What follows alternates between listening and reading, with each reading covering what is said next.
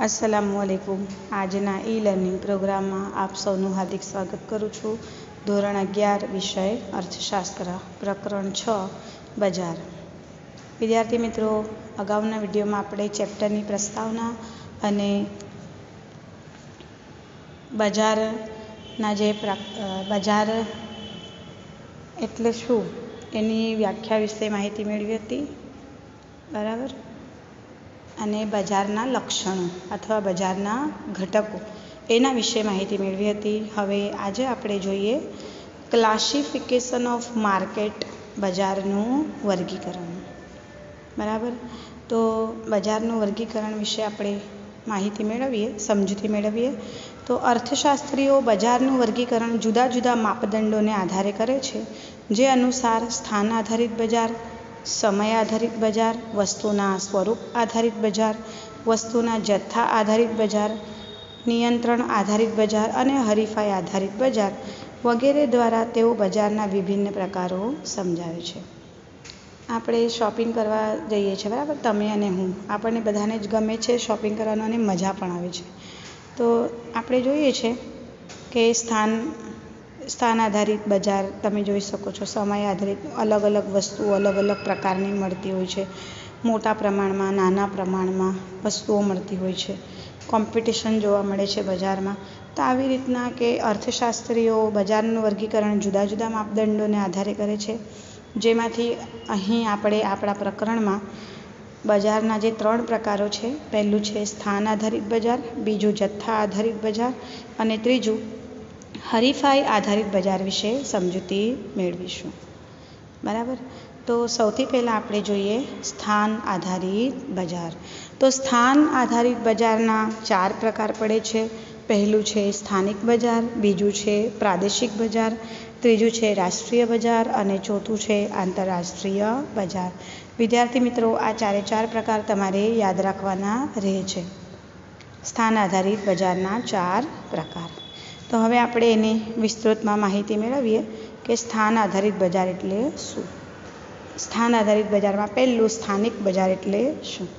તો સ્થાનિક બજાર એટલે સામાન્ય રીતે વસ્તુઓ કે સેવાઓનું જ્યાં ઉત્પાદન થતું હોય ત્યાં જ વેચાણ થતું હોય તેવા બજારને સ્થાનિક બજાર કહે છે। સ્થાનિક બજાર કોઈ એક ચોક્કસ ગામ કે શહેર પૂરતું સીમિત હોય છે। દાખલા તરીકે માટીના વાસણોનું બજાર, બરાબર ને। જ્યાં ઉત્પાદન થાય છે ત્યાં તેનું વેચાણ થાય, તો માટીના વાસણોનું બજાર, બરાબર। આ તમારે યાદ રાખવાનું છે। તમને એમ પણ પ્રશ્ન પૂછાય કે માટીના વાસણોનું બજાર એ કયા પ્રકારના બજારનું ઉદાહરણ છે, તો તમે લખી શકો સ્થાનિક બજાર। બીજું આપણે જોઈએ પ્રાદેશિક બજાર। તો પ્રાદેશિક બજાર કોને કહીએ, તો જ્યારે વસ્તુઓ કે સેવાઓનું ખરીદ વેચાણ કોઈ એક ચોક્કસ પ્રદેશ પૂરતું સીમિત હોય છે ત્યારે તેને પ્રાદેશિક બજાર કહેવામાં આવે છે। એનો અર્થ એમ થાય કે એક જ રાજ્યમાં આવેલા વિભિન્ન બજારને પ્રાદેશિક બજાર કહેવામાં આવે છે।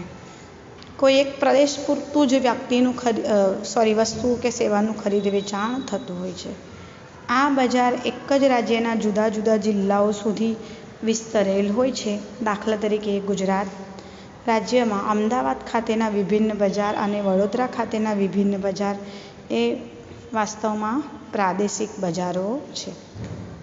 સુરતની ઘારી, પછી પ્રાદેશિક ભાષાના ચલચિત્રો અને પ્રાદેશિક ભાષાના પુસ્તકો વગેરે પ્રાદેશિક બજારના ઉદાહરણો છે। ત્રીજો પ્રકાર જોઈએ આપણે સ્થાનિક બજારનું, સ્થાન આધારિત બજારનો ત્રીજો પ્રકાર છે રાષ્ટ્રીય બજાર। તો રાષ્ટ્રીય બજાર એટલે જ્યારે વસ્તુઓ કે સેવાઓ સમગ્ર રાષ્ટ્રમાં ખરીદ વેચાણ પામતી હોય તેવા બજારના કદને રાષ્ટ્રીય બજાર કહે છે। આ બજાર રાષ્ટ્ર કે દેશના વિવિધ રાજ્યોમાં વિસ્તરણ પામેલ હોય છે। દાખલા તરીકે ડેરી પ્રોડક્ટ, સાડીનું બજાર, હિન્દી ભાષાની નવલકથા વગેરે। એવી જ રીતના અમૂલ ડેરીનું ઉદાહરણ લઈ શકાય, ડેરી પ્રોડક્ટ, બરાબર ને, કે સમગ્ર રાજ્યમાં વસ્તુનું ખરીદ વેચાણ થતું હોય તેને રાષ્ટ્રીય બજાર કહેવામાં આવે, બરાબર. અને ચોથું જોઈએ આંતરરાષ્ટ્રીય બજાર. તો આંતરરાષ્ટ્રીય બજાર એટલે એને વૈશ્વિક બજાર પણ કહેવામાં આવે છે કે આ બજાર વિશ્વના વિવિધ દેશોના બજારો સુધી વિસ્તરિત હોય છે. એટલે કે દુનિયાના ઘણા બધા દેશોમાં બરાબર વસ્તુનું ખરીદ વેચાણ થતું હોય છે. અને આ બજારમાં જે ખરીદ વેચાણની પ્રક્રિયા થાય છે તેના માટે આયાત નિકાસ શબ્દનો ઉપયોગ કરવામાં આવે છે.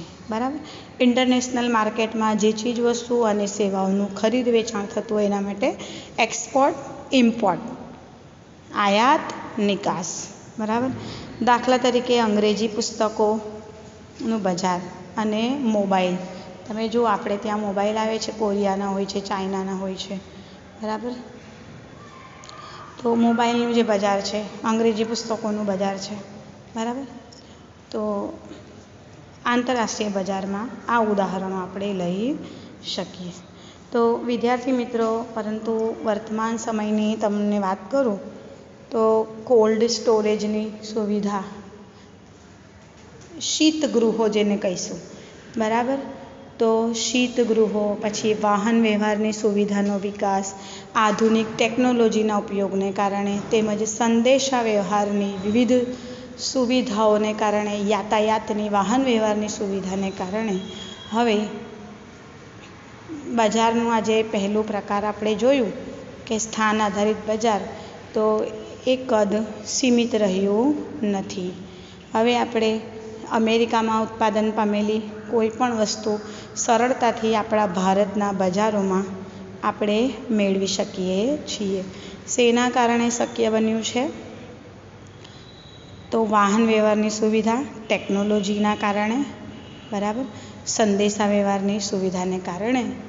બરાબર. આધુનિક, ટૂંકમાં તમને કહું તો આધુનિક ટેકનોલોજીના વિકાસને કારણે બજારનું જે કદ છે તે મર્યાદિત કે સીમિત રહ્યું નથી. બરાબર. એમાં વધારો થયેલો જોવા મળે છે. તો આજનો આપણો જે વિડીયો છે તે અહીં પૂર્ણ થાય છે.